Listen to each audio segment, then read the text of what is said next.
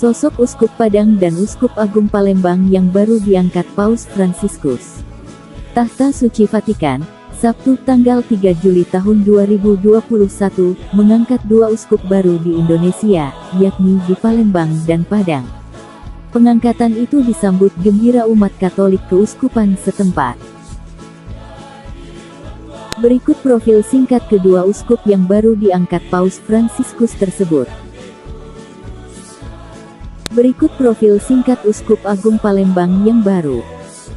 Insinyur Yohanes Harun Yuwono lahir di Wates Wairatai, Padang Cermin, Kabupaten Pesawaran, Lampung, Indonesia, tanggal 4 Juli tahun 1964, umur 56 tahun, adalah Uskup Gereja Katolik Roma untuk Keuskupan Tanjung Karang yang pada tanggal 3 Juli tahun 2021 dipilih Paus Fransiskus sebagai Uskup Agung Palembang. Insinyur Yohanes Harun Yuwono kerap disapa dengan panggilan Insinyur Yu. Pasca wafatnya Insinyur Hilarius Moanurak, SPD, Insinyur Yuwono ditugaskan menjadi Administrator Apostolik Keuskupan Pangkal Pinang dari tanggal 7 Mei tahun 2016 hingga terpilihnya Insinyur Adrianus Sunarko sebagai Uskup Keuskupan Pangkal Pinang yang baru pada tanggal 28 Juni tahun 2017. Setelah menyelesaikan formasi sebagai calon imam, Insinyur Yuwono menerima tahbisan sebagai imam untuk Keuskupan Pangkal Pinang pada tanggal 8 Desember tahun 1992 di Paroki Santo Yusuf dan bertugas di sana hingga tahun 1993. Pada tahun 1993 sampai tahun 1994, Insinyur Yuwono menjadi pastor rekan di Paroki Santa Perawan Maria Pengantara Segala Rahmat, Sungai Liat dalam Keuskupan Pangkal Pinang dan menjadi penanggung jawab Paroki Muntok.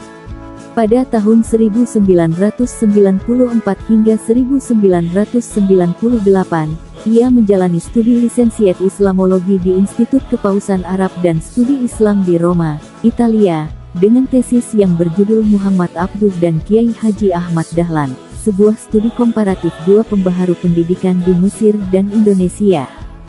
Sejak tahun 1999 hingga 2008, ia menjadi formatur Seminari Tinggi Interdiosesan Santo Petrus, Kota Pematang Siantar, Sumatera Utara.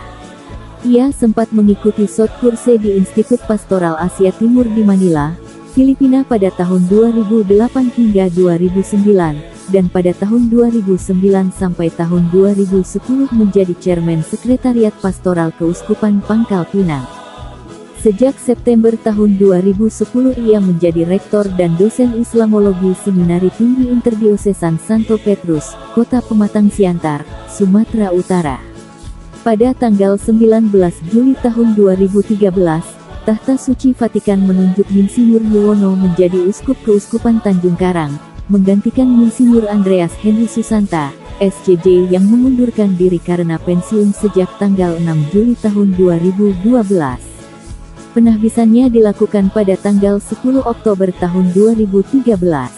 Bertindak sebagai penahbis utama adalah Uskup Agung Palembang Insinyur Aloysius Sudarso SCJ, sementara Uskup Pangkal Pinang, Monsinyur Hilarius Moanurak, SVD dan Uskup Agung Medan, Insinyur Anisetus Bongsu Antonius Sinaga, OFM, Kep, menjadi Uskup Ko-Konsekrator.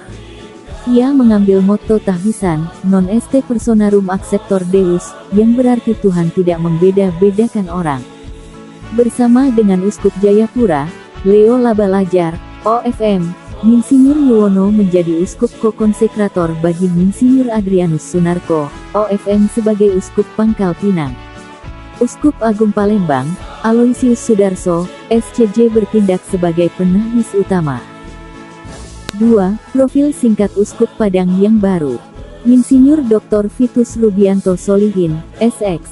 Lahir di Semarang, Jawa Tengah, Indonesia, tanggal 15 November tahun 1968, umur 52 tahun, adalah Uskup Keuskupan Padang, melanjutkan kepemimpinan Insinyur Martinus Dogma Situmorang yang meninggal dunia. Ia terpilih menjadi Uskup Padang pada tanggal 3 Juli tahun 2021 oleh Paus Fransiskus. Saat ditunjuk menjadi Uskup Padang, Insinyur Vitus merupakan dosen kitab suci di Sekolah Tinggi Filsafat Briarkara, Jakarta. Sejak tahun 2001 menjadi pengajar kitab suci dan sejak 2013 menjabat sebagai Wakil Ketua Bidang Akademik di STF Briarkara, Jakarta. Oleh Serikat Xaverian rumah pelayanannya, Insinyur Vitus adalah anggota tim formator Xaverian dan anggota Dewan Provinsi Xaverian Indonesia. Hingga ditunjuk sebagai Gembala Keuskupan Padang, Insinyur Vitus aktif mengajar kitab suci di STF Briarkara, Lembaga Biblika Indonesia dan aktif mengisi kolom renungan kitab suci pada Mingguan Hidup Katolik. Sebelum memulai seluruh karya pelayanannya di Jakarta dan beberapa tempat lain, studi dan mengajar, Insinyur Vitus pernah melewati tahbisan dan tahun diakonatnya di Keuskupan Padang. Penunjukannya sebagai Uskup Padang pada tanggal 3 Juli tahun 2021 meneruskan penggembalaan dan karya misionaris Serikat Xaverian yang telah berkarya sejak keuskupan itu berdiri. Tahun 1983 Vatikan menunjuk Uskup Insinyur Martinus Dogma Situmorang yang berasal dari Ordo Kapusin. Sebelum Uskup Martinus, Padang dilayani oleh Insinyur Raimundo Cesare Bergamin, SX sejak tahun 1961 sampai tahun 1983, dan Pastor Pascal de Martino, SX sejak tahun 1952 sampai tahun 1961. Uskup Padang ini terkenal sangat ramah, biasa disapa Romo Vitus, pengampu kuliah-kuliah tafsir kitab suci. Sejak 2013, Insinyur Vitus menjabat sebagai Wakil Ketua 1 Bidang Akademik di STF Briarkara. Beliau dikenal mahasiswa-mahasiswinya di STF Briarkara pendorong tafsir berdasarkan metode analisis retorika. Dalam mata kuliah, menafsir teks, di program Pascasarjana Magister dan Doktor, beliau selalu mengajarkan metode analisis retorika itu bukan saja untuk menafsir kitab suci agama Kristen, tetapi juga untuk tafsir terhadap tulisan-tulisan maupun kitab suci agama lain, Islam, Hindu, dan lain-lain. Insinyur Vitus adalah sosok yang mengemukakan kritiknya terhadap komentator televisi Rocky Gerung yang menyebut kitab suci itu fiksi. Terhadap komentar itu, Insinyur Vitus yang merupakan ahli ilmu tafsir mengatakan, dalam kajian penafsiran teks-teks yang dianggap suci secara filosofis maupun teologis, seorang penafsir ataupun komentator diharuskan menjunjung tinggi setiap tradisi suci. Ada beragam tradisi pemikiran, retorika, maupun logika umum Barat belum tentu cocok untuk menganalisis teks-teks kitab suci. Definisi kitab suci maupun fiksi yang dipahami Rocky lebih dulu harus dikaji agar tak menuai kesalahpahaman. Dalam filsafat agama terutama yang dikembangkan oleh mazhab Frankfurt, teori sosial kritis yang berbasis pada pemikiran Marxisme Hegelian juga berlaku diktum tidak ada satupun teori yang bebas nilai. Setiap argumentasi seseorang pastilah mempunyai tujuan ideologis tertentu. Jadi, yang harus dipertanyakan lebih dulu adalah, apakah yang dimaksud kitab suci di situ? Kedua, apa yang dipahami Rocky dengan fiksi? Sebab, tidak ada teori yang bebas nilai, begitu menurut sekolah Frankfurt. Kiranya, ujaran Rocky mempunyai landasan ideologis tertentu, seperti pertanyaan Anda sebagai jurnalis, juga punya maksud tertentu.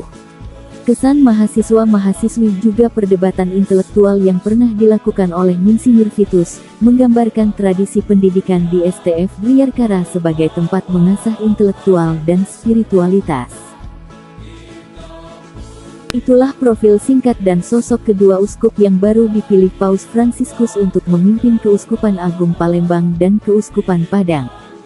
Doakan agar kedua uskup tetap sehat dalam tugas pengembalaan mereka.